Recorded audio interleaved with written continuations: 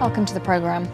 After the bloodiest day in protest so far, thousands have continued to defy Myanmar's military rulers. Taking to streets across the country, they were met by soldiers firing rounds of tear gas and wielding batons.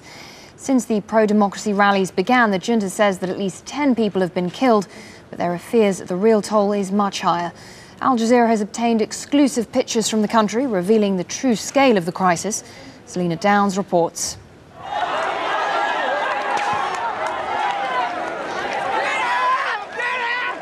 The military regime of Myanmar accuses the foreign media of being liars. But these exclusive Al Jazeera pictures, smuggled across the border on Friday, show the true extent of the struggle. A David and Goliath battle, the might of the military versus the will of the people. They're calling to be freed from 45 years of violence, poverty and oppression.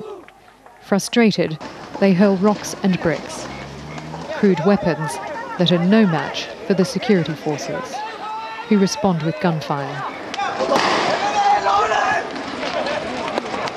Here they're seen advancing on a group of demonstrators, while others cower behind a car. There is chaos and confusion as the crowd flees the advancing army.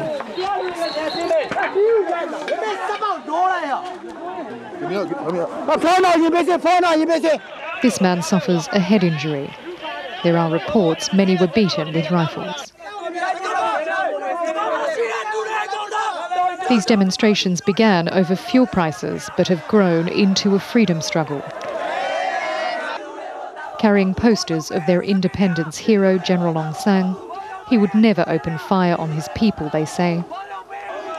The likeness to his daughter is clear, but no one dares mention Aung San Suu Kyi. She's detested by the country's ruling junta, imprisoned by a regime that silences its critics with force. They are very stupid, they are very coward, they are very coward. Insulted by their citizens, condemned by the international community. But for now, this is a regime that is listening only to themselves. Selina Downs, Al Jazeera, Bangkok. We have a special correspondent on the ground in Yangon. He's seen firsthand the protests and the crackdown by the military junta. For his safety, we're not naming him, but he sent this update on the phone from Myanmar a little earlier. Well, you're seeing sporadic clashes now between groups of protesters and the troops who are basically having a stranglehold on the city. All the flashpoints that have been happening in the last few days are controlled by the military. That's the areas leading to and around the shrines. And this is where the protesters have been heading for to follow the monks. However, I've got to say, in the last 24 hours, there's been a major crackdown, and we understand something like 2,000 monks have been arrested. They've been taken away. So there were noticeably no monks on the streets today. Their place was taken. That void was filled by students, university students, who came out onto the streets. Now, I walked around for about 3 or 4 hours, and there was groups of soldiers everywhere. They were unleashing shots every now and again. I saw at least one person wounded. Now, we can't, with any degree of certainty, find a true figure for the number of people killed and injured. State television say something like 9 people have been killed and 11 injured, but we can't get verification on that. But it's a very chaotic scene at the moment. A lot of the demonstrators are getting very angry, especially when they heard news of the monks being arrested. So what they've been trying to do is provoke, if you like, and taunt and show there's still a presence here and that the people want to protest for democracy. Some people have been getting very angry. They've been breaking things and trying to throw things at the army, provoking them. But noticeably, some of the more older members of the crowd have been sort of calming them down and sort of urging them not to take on the army this way. And that's quite different to the scenes in 1988 when there was a massive clampdown and killings of protesters. Oh, sorry, 1990 I should say. And in that time there was looting going on, damage, vehicles being set alight. None of that is happening now. The path has been cleared for Pakistan's President Pervez Musharraf to seek re-election next week. The country's Supreme Court has thrown out legal challenges to his candidacy, which contested his right to be president while remaining head of the army. Opposition figures and lawyers reacted to the news by throwing tomatoes and eggs at the court. Nadeem Barber has more from Islamabad. The news dropped hours after expected, just adding to the impact. All of the various petitions against President Musharraf had been dismissed. Many people predicted the Supreme Court would issue an unclear ruling, but in the event it was unequivocal, prompting angry protests outside. This decision is totally wrong decision. So inshallah we will go out on the roads and we will move against this decision. We don't want a dictator in our country. We don't want military dictator in our country. We want democracy. We want constitution. We want constitutional rule. Next Saturday, the National and Provincial Assemblies are set to elect the next president of Pakistan. The main opposition alliance is promising to boycott both, and that could make a mockery of the whole process. Pervez Musharraf says he will take off his army uniform if elected, but that's not good enough for his many opponents. The political opposition and the lawyers' community here in Pakistan are obviously disappointed with the verdict, but they're by no means crushed.